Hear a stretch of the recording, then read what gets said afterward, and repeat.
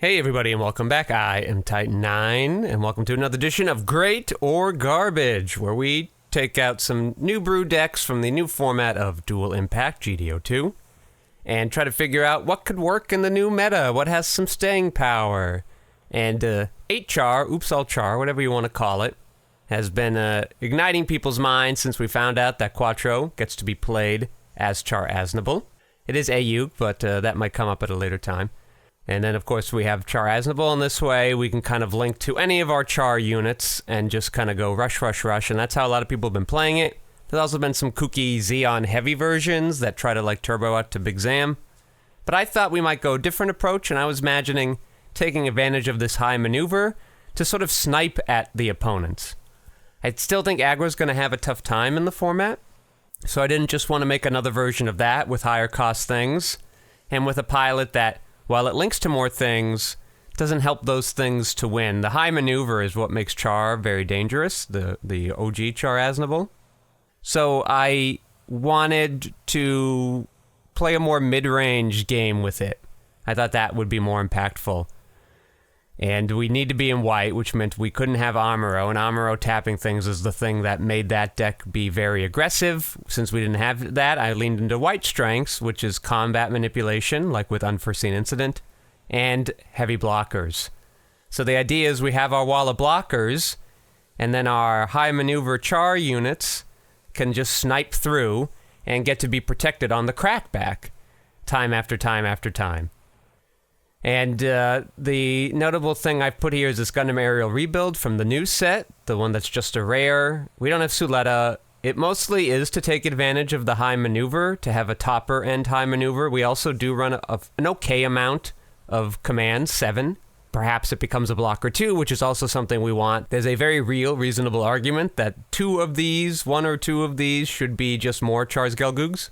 I wanted one at least to take advantage. Our Chars are going to end up in that graveyard over the course of the game. We're playing a longer game here.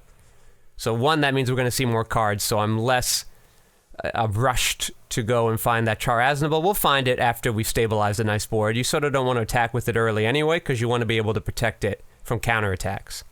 So since the game's going to go longer, and we are going to be going through our Char Aznables, I thought having a way to get it back would be useful. The thing I don't love about Char's Gelgoog in this build is we don't have great units to throw away. Like, we kind of like all of our Xeon units.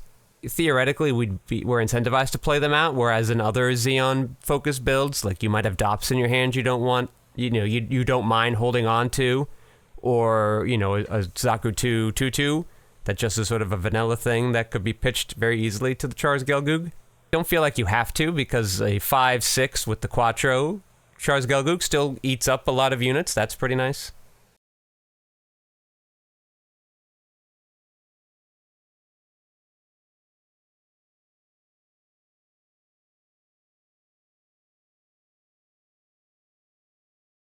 So I don't know. We're trying it with the high maneuver focus today. That's sort of the dream of the deck, is to, like I say, sniping. We're kind of attacking once or twice a turn with these high maneuver units that they can't theoretically do anything about. What are the units that work with our 8 Chars? I know we've got a million pilots, but it's not as many as you think, right? We have our, Char Zaku 2s from the previous sets. The one from the main set, one from the starter deck. You're familiar with those, I'm sure. But then we have the new one from the vanilla 3-3 White Gundam from the G-Quux universe. It doesn't do anything. It just is a good stat stick, right? It's a level 3. It has the extra toughness compared to the other Zaku 2s. It just doesn't have any other thing with it. It's vanilla. And then the 1 Char's Gelgoog. So maybe you feel like we're not taking advantage of it, but Hyakushiki can rush with the Char. Again, I don't expect aggro to be a huge meta presence, but for the time being, I'm playing it cautious. If we find out that there is less aggro, these awards could be other Hyakushikis or another Rick Diaz, something later on the curve. I just didn't want my blockers to get too stuck. The bouncing on Isle I found to be more useful than the repair on Hyakushiki. And with our blockers, we don't really want to rush with them anyway, so that's not the main goal. Alright, but for our commands, obviously Overflowing Affection, it's great. If we do draw this aerial too early in the game, we don't want it, so we can pitch it. If we're desperate to find blockers to stabilize, we can do that. If we're looking for a pilot, we can do that. unforeseen incident, a good way to keep our blockers alive, or if our blockers are, or if our Char Asnable Link units had to go out naked or do some quick damage, the unforeseen incident will keep them alive. And worst case scenario, if we're having trouble finding our blockers in an early game of an aggro matchup, this thing buys us a turn. For our bases, with aggro possibly doing some breach packages, and with green-white still being a major factor, like the idea is we snipe once or twice a turn, and our Char Zaku units just hide behind the blocker wall. Well, a breach deck kind of disincentivizes that, or punishes us for taking longer and for hiding behind blockers, be it a Wing Gundam or a Shenlong kind of thing. So I think Argama is the useful white base to have here. The 06 base, while it does have some aggro potential, I think we have enough blockers where I'm less worried about that. I think, and even, like, they have Rickdoms in an aggro deck. So I think having Breach lets us hide behind blockers more safely, because Argama's eating up all the breach damage and letting us continue to have our shields count high. And then again, I was worried about sort of an aggro build, so I did throw in a 5th base, this Archangel. That way, if we're in a position where we need our blockers to attack to shorten the game, we can at least restand them in the mid to late game. But there's a chance we only need the 4 bases. There's a chance that there's not a lot of breach happening. You don't need the Argama. You could consider the Academy of St. Gabriel, I think it's called, from the Gundam Wing series, that lets you sort of dop yourself with a base, and maybe some more Archangel, something. Or you can even go 06 underground base if you're seeing a lot of aggro, but not a lot of Wing Zero. So a little bit of a mouthful, but we're going to give this one a shot and see if it has some staying power and greater garbage. For the time being, we tested against the aggro deck that was dominating the previous format, because I believe that is sort of the policeman of the format. If you're not able to survive the early onslaught of that, what goes on in the rest of the format doesn't matter, because you're going to die to a good chunk of your format anyway. And so just a real quick recap, here it is. A lot of low-cost units, a lot of pingers and angstier and gun take to finish them off. Amuro to tap down our units. Their bases even make units. So very quick, they've got their Char high maneuvers too, so we have to keep that in mind. Our blockers can't stop that wholesale. But you probably are familiar with this deck right now. I have other videos on it. If you want more in-depth looks at why it's so strong and whatnot, you can look at that at the card above. And other than that, let's jump into some games. All right, we are here in the wing table. I've got Patreon, and the AI has improved a lot. I know people want to see things on like a Zumbo Sim or Mobile Suit Arena, and I get it. There is value to testing against humans, but I can't always control the matchups I have. For matchup-dependent videos, we'll sort of do things like that. I am interested in exploring those websites for future video testing, but it can make editing hard. You can't always control what your opponent's doing. Sometimes they just rope you out because they have some sour grapes. And that's the way that it is. Okay, we do not a great hand. We have a base, which can be nice against the aggro decks, but we have none of our blockers. We have this Gundam Aerial we're not going to get to play for many turns. Even if this were the Char's Gelgoog, I still wouldn't keep this hand. Obviously, we can rush, but this is a secondary game plan, or is the second part of our game plan. We want to find our blockers first, buy ourselves some time, do some earlier trading, and then use our Chars to finish the game when we've sort of gained on some resources that way. So let's take a mulligan. Let's see what's coming here. Still no blockers, but that's what this overflowing affection is for. I'm not sure what to pitch yet. I guess one of these Zaku 2s. Maybe even the White Gundam. Like, that toughness matters slightly less, and we get value from these other units that we could take more advantage of. Let's see if we're going to find any blockers, shall we? We do, and a base. I actually think I'll get rid of... Well, no, we definitely know this Char thing is going to die at some point. And that base we might want. They do have Rickdoms, that might be helpful. All right, we have a lot of redundancy here on the level 3 cost 2 things. The one that has the least value is the White Gundam, so we're going to drop that. And we will end the turn. All right, what is coming here? A GM and another unit? Yes. All right, so this is generally what the blue-green deck wants to do. They play 2 1-cost units on turn 2, and then they attack. They can't clear our base with just one of them unless they put a pilot on them, which I have seen some people do. They also could have their own Char Link unit and clear it that way and get 3 shield hits off. We will have a Zawart to block one of them. Fortunately, they don't have the Zaku 2 that becomes a 3 AP on attack, so at least we have a reasonable shot of our base surviving or just taking the 2 hits. I will... Yeah, we'll worry about what they're going to do on their turn when we get there. We know we're just going to play the Zawart. We got another Char Pilot. That'll come in handy at some point, but not what we want to see early in the game. We know we have blockers in the deck. They're hiding there. I'm going to let this first one attack us. If they had the Amuro... Well, they can't play Amuro this turn anyway, but if they had the Gun Cannon Amuro, they would have used it earlier, so we can kind of play around that. So we're just going to chill here. It's now, do I want to block this 2-2? Because they could rush with that. And we could instead block with the Zawart instead. But I think we don't want to try to get cute here, especially since we don't have a lot of blockers, and we can rush one of these things to kill something next turn. So let's just do what we can to save our shields. And let's see what we've got here. Now, this Char Zaku 2 from the starter deck is not an automatic guarantee, like it did used to be, or pretty close to in the other deck. That's annoying that they put the pilot on that. We have the Lefrith, though. And we have the Lefrith, but next turn is the Amuro turn, so they're likely to be able to tap it, which would be annoying. So we can't just, like, rely on this thing living. I think we have to get annoying and trade into that. I think we will use... but I can't attack with it and reasonably hope to survive. I have to play essentially a second unit. It would live, though. Grrr, this is annoying. At least we have the base to kind of cover our butts next turn. All right, I think I will hold on to this EX resource and just rush out with this unit. If they have the Amuro, they don't have a good target for it because our unit's going to be destroyed.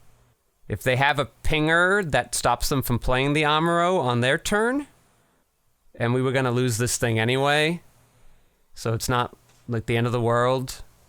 If we need to rush with this 4-4, we could do it next turn by ditching this Char Zaku 2. We could also just play the Char Aznable on it naked and keep resources high in our hands. We do have a card advantage with the hand, though we certainly are lacking in the board, and we soon will be lacking in the shields. So I think we're going to hold off, hope we find another Gundam, another blocker. They all cost 2, more or less. If we have a bigger one, our pilot works well with them. We have a white base to go with their Hyakushiki. We got some good options here. All right, we're going to go in.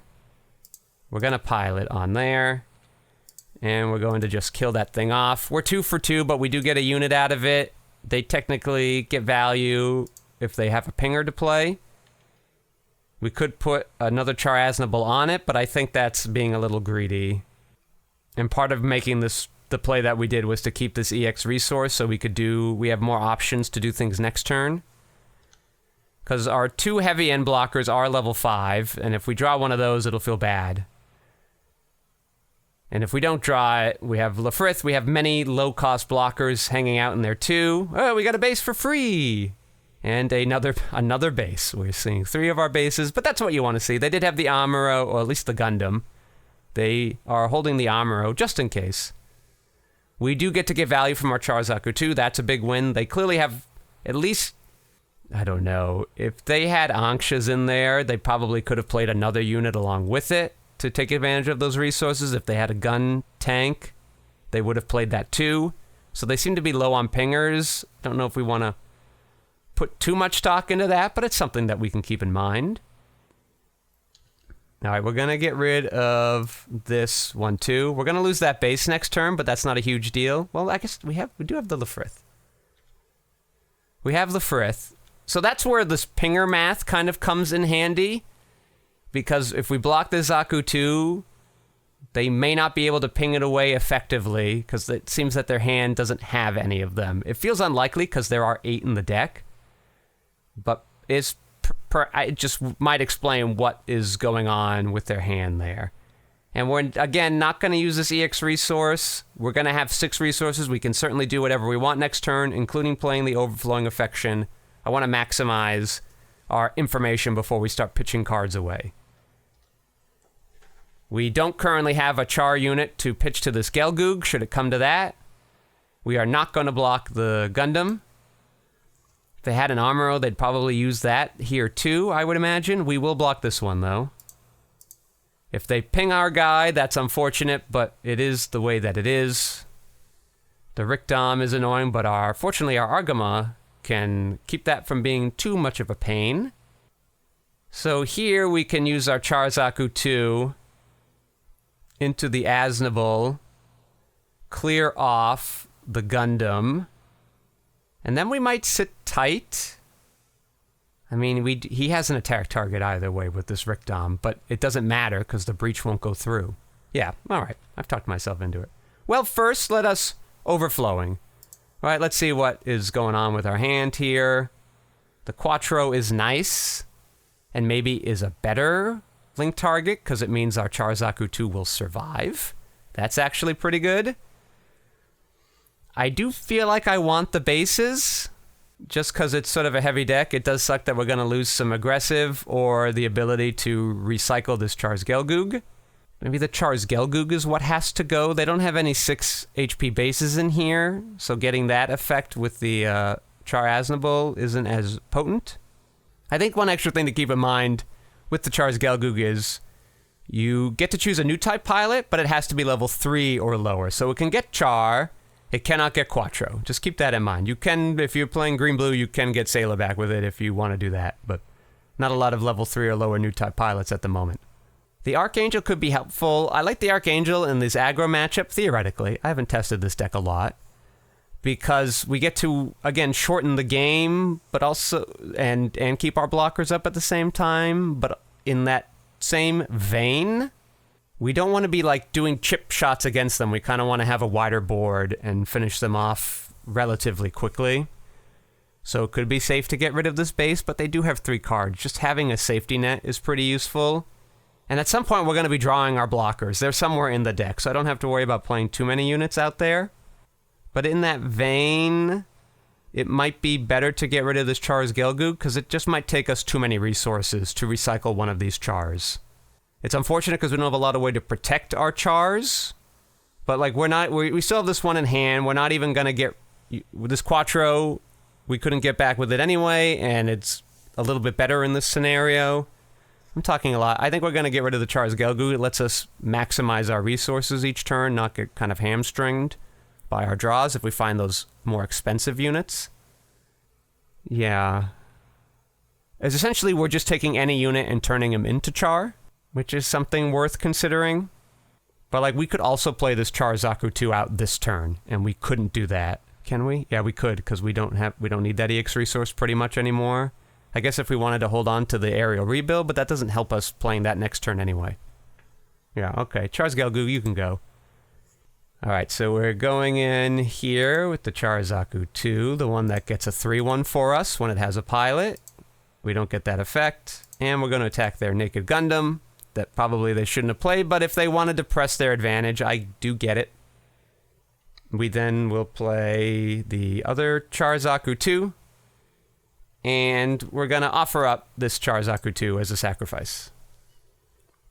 Now, there is a world where they attack with a thing to kill our... they Amuro onto something to kill our... and use rush... I guess it has to be Gundam, because there's no gun cannon in here.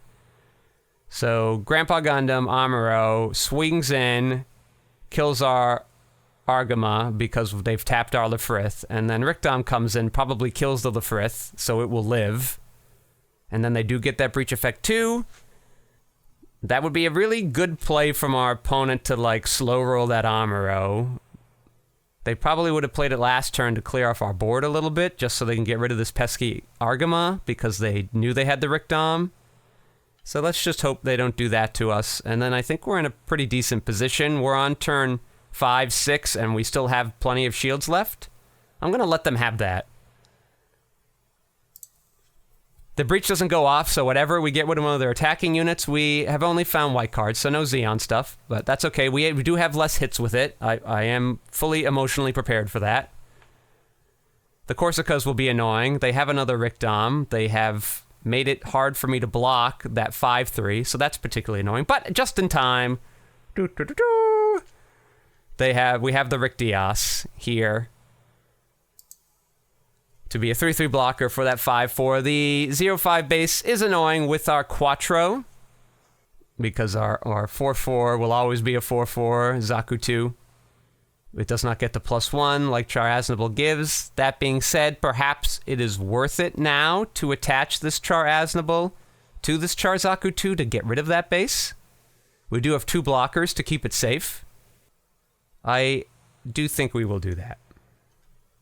They might get to attack with this Rikdom into Lar Lefrith and get some value out of that. But having this 5 HP thing, I think, 5 AP thing is important to get through these Corsicas, because now when they start playing them, they're going to rush us real hard with 1/1s.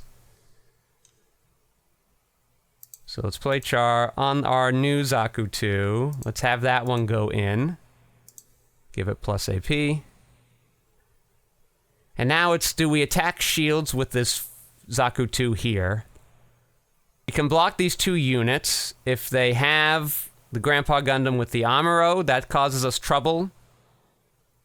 We want to go wide. We have no units left in hand. We have the better board. Our shields are roughly even.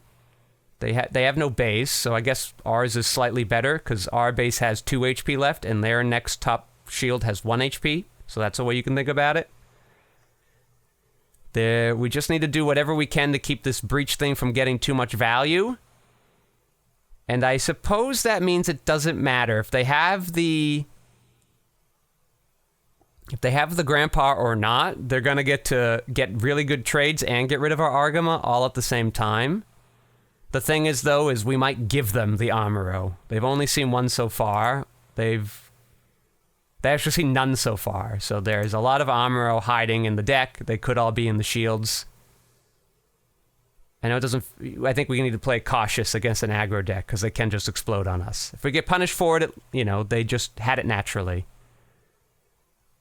So they might be wanting to get rid of this because they have another base to play. But I think I let them do that. I think that's okay. The other reason to not attack with this Char Zaku 2 that has 1 HP left is so they can't ping it. So that's another good reason to do it. We want to try to get as much value from that as we can. I am going to make the trade here. I think we're better the longer the game goes, so I'm going to let them get rid of their attackers for us for no value, because they're not getting that breach. If I had another 3 AP blocker, it would be fine. We do get to have a card here. Pretty good. All right, we'll get a 3/3 next turn. That'll be nice. We will... So, we actually maybe will let them have this base. Which I know sounds crazy, but this Char Zaku 2 is just a hair's breadth away from death, and there are 8 cards in their deck that can kill it. And at least we get the 3/1 out, but then they can just kill that too. We got this 3/3 now. Okay, yeah, let's just not get cute here. Or, well, then let's just play the Archangel so we can attack with our blockers and shorten the game that way. Because they could play one of their pingers next turn. Oh, but this Lefrith dies to those pingers too. If they happen to Amuro tap it. Am I overthinking things here?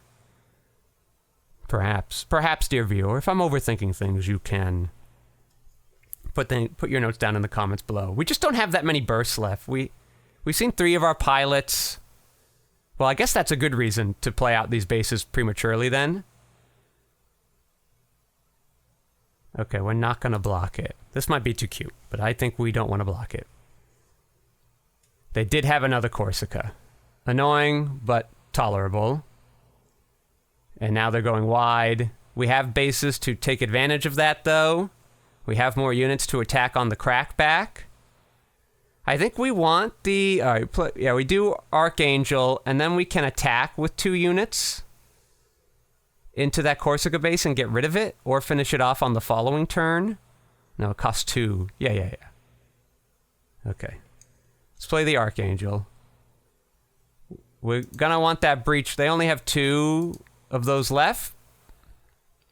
Maybe that's a reason then to not attack with this. Like, we'll get rid of that Corsica base in time.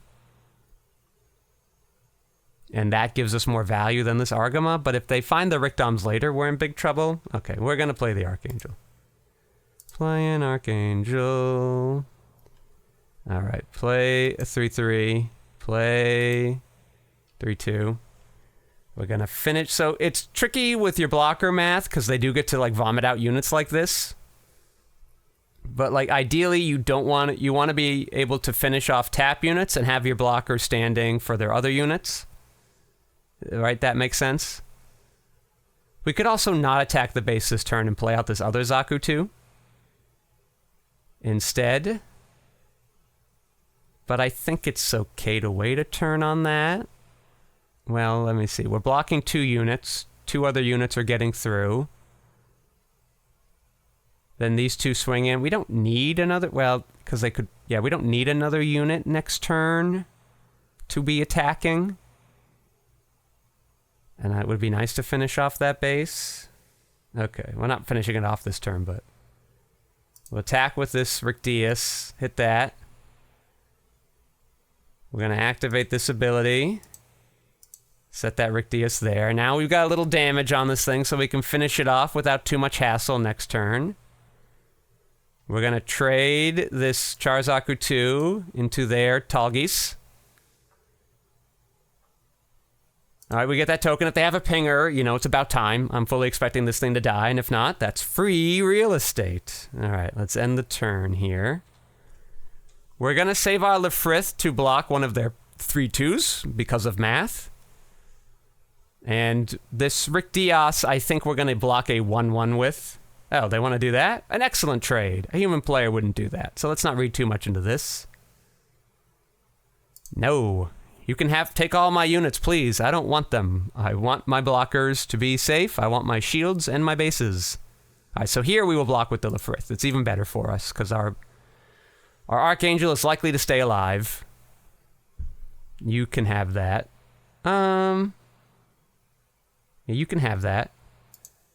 Just if they rush in with something, like if they had Amuro, they would have already used it. And I don't want this other Leo to attack into my Rictias. Or them to be encouraged to put a pilot on that Leo. Does that make sense why I let the first one go through? And if they just if they did that as a bluff and then don't attack with the 1/1, that's totally fine too. Okay, still haven't seen most of the blockers in our deck. We've only seen 2 so far, and we're still holding on pretty nicely here. Bases are almost like blockers. The Quattro isn't ideal, but we will live with that. So like here I can go and attack this Leo and restand it. So that's the nice thing about our Archangel being there. So let's do that.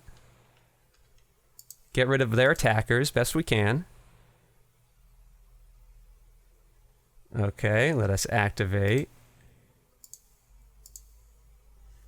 And I'm going to attack with this Charzaku 2 Quattro Link unit.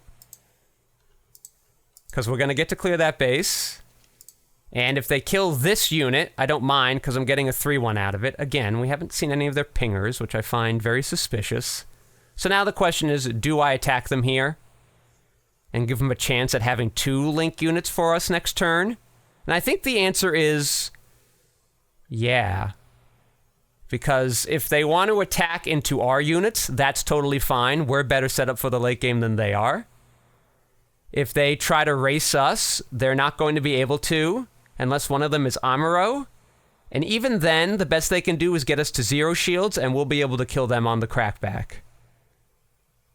Worst case scenario, if they have another 0/5 and we can't, which I think is not mathematically possible, this Argama buys us some time and we crash into all their units, and we still, again, have the better late game capabilities. Let's at least go for the 3/3, because if they want to kill that, it's not a huge deal for us. No pilot there. And maybe, like, now we hang tight? No, because now they can only rush us with 1 unit anyway, so it's not super duper scary. Okay. Let's try to finish this game off, shall we? They did get the pilot. It's got high maneuver, but that's not the end of the world. Any of our units are not super scary for them to kill. They can't tap our Aug pilot. Yeah, you can have that. No blocker. You don't get a 3-1 on your end. You don't deal damage to me, which is how you win. I'm also going to let them have this unit. Right? If they have armor, they would have used it on one of these units. If they have Armor Gundam, we can attack back with this Charzaku, because they will have 1 persistent damage from our Rick Diaz. And the 4 from this will finish it off. The 1 persistent after they repair, because this is dealing 3 and not 2. So you can have that one. Our Rick Diaz can get a sneaky attack in and still block. They did have, yet again, another base. Those jerks. 2 Char pilots, but only on these 2-2s. And finally, one of those pingers. I've been waiting for that all game. Hey, a blocker! Woohoo, a blocker! We are going to attack with both, because if they want to kill this Charzaku 2, I am more than okay with that. We get to restand this 1 blocker, thanks to the Archangel. And we get to play another blocker, and we get to chill. And probably we kill them. They only have 1 more Corsica left. Jeez, they got a lot of value off of those. What is this one attacking? It's attacking our Charzaku 2. I'm going to let them have... I don't want them to be able to attack into that token super easily. So I'm going to let them have my 3-3. It's pretty close to dead anyway. It already had 2 damage on it. Do I want to let them have this 3-3? I think not. They have 7 pingers. They only have 1 card, though. But again, the more they're trading with our units, the better that is for us. And if they have the pinger, we just won't block. They don't have the pinger. They want to trade here. Totally fine. That 3-1 is super, vulnerable, so might as well let that one die. We get to keep our Archangel, so we can keep swinging and chipping away. Hey, fight, another blocker! Woohoo, another blocker! Alright, I'm feeling pretty good. It's unlikely they have the 4th Corsica coming down next turn, drawing blind off the top of their deck with no card manipulation. If they find their draw 2 spell, Show of Resolve into the Corsica, that'd be slightly annoying. But we're still in a really good position to win here. We have way more shields. We have an extra card in hand. We have extra units on the board. We have way more shields, so we are ahead in all metrics. And the turn here. Archangel coming in big. Both bases, actually. Doing super well. You can have it. You can just have it, man. I want to be able to finish that base off if they do play it. And then another pinger. And we have won the game. Hey, finally an Isle. Finally something cool. Rick Diaz, you've been putting in some hard work this game. You can win us. Let's go back to the main list here. So we won, pretty great for us. We got to kind of nickel and dime them. They made some questionable attacks. The AI is not perfect. It is a lot better. Definitely utilizing pilots better. I know it didn't look like it was there, but it sort of understood it was in a Hail Mary kind of moment there. Even the high maneuver just wouldn't have done that much because we had so many shields left. So I don't hate the moves that they made there. Certainly feels more chessbot-like than human-like, but still valuable data. Essentially, we were able to stave off the... And that was with limited blockers, too. We didn't get a lot of those in here. We saw 1. We had to kind of ride 1 for a lot of the early game, and in the mid game, we finally got a second one. I think we had Lefrith for a while, and then the Rick Diaz. And just having those bases came in clutch. We had Argamo when we needed it against the Rick Doms. That really let us slow down their ability and still trade with it effectively. The Archangel came in huge to chip away at damage when we were both basically had 1 or 0 cards in hand. We didn't get to see the top end blocker package, but that was all right. Well, I guess we saw Zawart, right? We blocked the 2-2 early. So we saw 3 out of our 10, 15 blockers for the majority of that game. That's not bad. But we got the 3 bases, which ended up being kind of like blockers in a way. And our Charzakus did the thing. We just kind of attacked into them. It made our units big to get through bases or to deal with their bigger units that our blockers couldn't trade super well into. I think this version had some promise. I will be doing some more testing with it and iterating. We didn't get to see Gundam Aerial do a thing, but it certainly is great that naked it can get rid of most bases, which, as you saw, could be a problem with this deck. Our units are all pretty low cost, and the Quattro only having the 1 AP doesn't make it the most aggressive deck, but that's okay. We like it for having that extra HP, which did matter when we attacked one of our Zaku 2s into their Gundam. It was a naked Gundam, so you're not likely to see it, but there are a lot of 3 HP AP units out there, and sometimes that extra AP can matter. It certainly works well on Isle Strike. It means they can't Amuro it. It works well on Hyakushiki. They can't Amuro that either. Even on Lefrith, can't be Amuro'd, so don't sleep on this one too. We didn't get to use our Unforeseen Incidents. That would have been fun, though. We would have gotten some nice trades there. So yes, I think has some promise. I might do some slight modulations, and then we'll try it against some of the other decks in the meta that come up. We could try blue-white, or green-white probably would be the second tier that these Greater Garbage deck goes into, because that's the other end of the spectrum. If you can't win the late game or beat them early enough, you know, now, again, your deck is moot against the other, 4 decks that are going to be in the format for GD2. Thank you all for watching. I'm going to give this one a great banner. It's certainly not garbage. I think this one has some legs, so I'm going to be testing it out. And if you guys think that it's a little fun or a little different of a style that you want to experiment with, like, let me know what your successes have been. And I know there are other HR builds out there. Feel free to link those to me too. I am excited to see all the fun brewing that's been happening with GD2. So until next time, best of luck at your locals.